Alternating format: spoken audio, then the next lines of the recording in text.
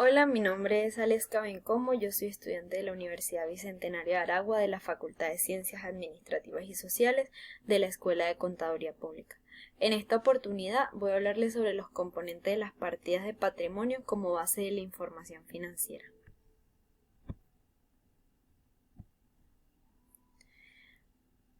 El programa de control interno de auditoría, para ser presentado como auditoría del patrimonio, se deben presentar el siguiente programa de control: examinar las actas constitutivas y actas de asamblea, mostrar las cuentas de patrimonio de la empresa en auditoría, revisar las acciones que se encuentran en circulación, revisar los títulos cancelados y sus registros, verificar si existen operaciones con acciones de tesorería y consolidar los dividendos con las acciones. Ok, vamos a comenzar con la evaluación del control interno. Según Blanco, dice que el control interno es un proceso efectuado por la junta directiva de una entidad, gerencia y otra persona. Siendo un proceso, resulta un hecho sistemático en el cual la planificación y el seguimiento es fundamental, que tiene como principales responsables a los 4 superiores de la organización, es decir, que el control interno es la voz desde lo alto. Más o menos un ejemplo, la gerencia. Objetivos. La evaluación del control interno busca determinar los siguientes objetivos, que son: corroborar que el sistema de acciones se lleva con conformidad a las normas legales, especialmente las establecidas por la Comisión Nacional de Valores. Comprobar si el registro de las acciones son examinadas periódicamente y se consolidan con la cuenta de control por personas diferentes a las encargadas de la expedición y custodia de títulos. 3. Verificar el grado de eficiencia de los procedimientos decretado, repartido y registro de los dividendos. 4. Comprobar todas las operaciones que ocurran en las cuentas de patrimonio durante el ejercicio económico auditado cuentan con la autorización formal establecida y se contabilizan adecuadamente. Y que se contabilizaron adecuadamente. 5. Investigar si el patrimonio de las acciones se muestra en los estados financieros de acuerdo a los hechos reales. Procedimientos. No sé si se logran ver porque ahí está la cámara, pero son: diseñe y aplique el CCI o conocido como cuestionario de control interno. Preparar un análisis. Hay que preparar un análisis de los números de cada clase de acciones por el periodo mostrado según la naturaleza de las acciones emitidas y el importe recibido. Obtenga los talones de títulos de acciones. Obtener es preparar los talones de acciones, ya sea cotejándolos en el libro de accionistas o las relaciones que se pueden adquirir. 4. Revisar contratos. Esto es muy importante y es una misión obligatoria para efectos de la estructura o las transacciones de capitales sociales. Y 5. Buscar información sobre opciones de compras. Informarse sobre las opciones de compras y derechos de conversión, si hay alguno.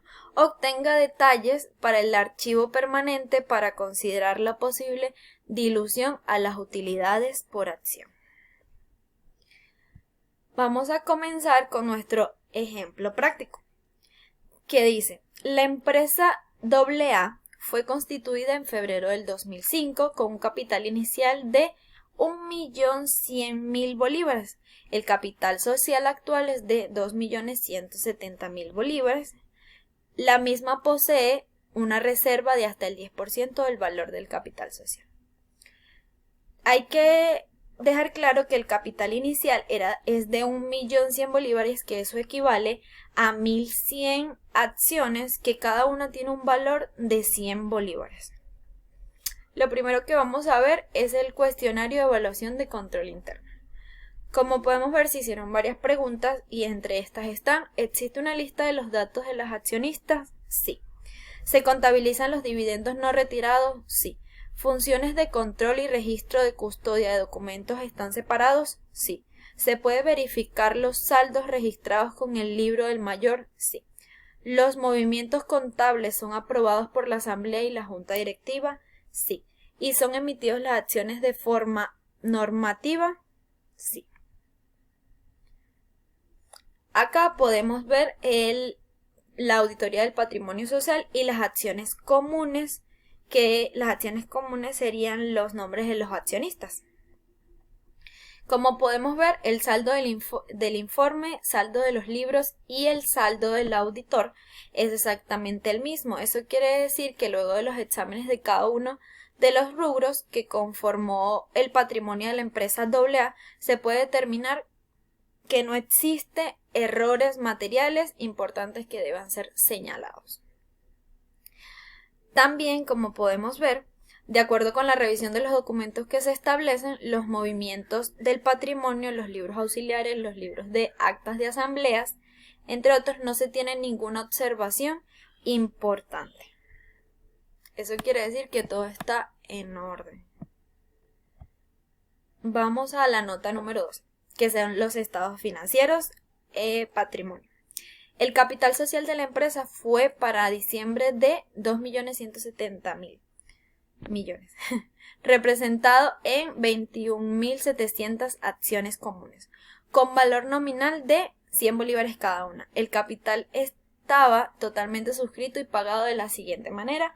Volvamos a la lámina anterior para que vean que Juan Luis tiene el 50% de la empresa, de las acciones, perdón.